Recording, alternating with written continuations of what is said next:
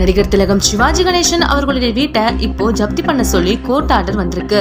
சிவாஜி கணேசன் அவர்களுக்கு ராம்குமார், பிரபுன்னு 2 மகன்கள் இருக்காங்க.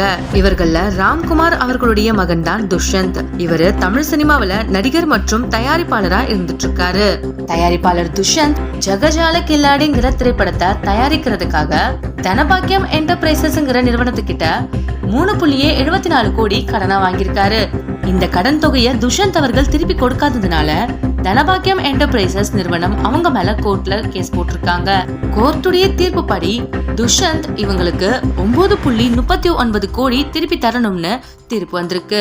ஆனா அத பத்தி துஷ்யந்த் எந்தவித பதிலும் சொல்லாம இருந்ததுனால இப்போ கோர்ட் சென்னையில இருக்க சிவாஜி கணேசன் அவர்களுடைய வீட்டை ஜப்தி பண்ணும்படி தீர்ப்பு அளிச்சிருக்கு. நடிகர் விஷால் இப்போ ரீசெண்டா செய்தியாளர்கள் கிட்ட பேசிருக்காரு. அப்போ விஜயுடைய அரசியல் குறித்து கேட்ட பொழுது முதல்ல அவரை பிரஸ் மீட்டுக்கு வர சொல்லுங்க, அப்புறம் தான் அவருடைய அரசியல் பத்தி மத்தவங்களால கருத்து சொல்ல முடியும்னு சொல்லிருக்காரு. பத்திரிகையாளர்கள் நடிகர்கள் அரசியலுக்கு வரத நீங்க ஆதரிக்கிறீங்களான்னு கேட்டதுக்கு நல்லது பண்றதுக்காக யார் அரசியலுக்கு வந்தாலும் நான் சப்போர்ட் பண்ணுவேன்னு பேசிருக்காரு.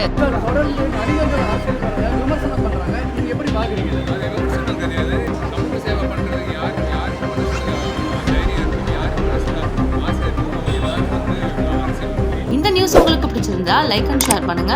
மேலும் இந்த மாதிரி வீடியோ பார்க்கறதுக்கு நம்மளுடைய சேனலை சப்ஸ்கிரைப் பண்ணிக்கோங்க.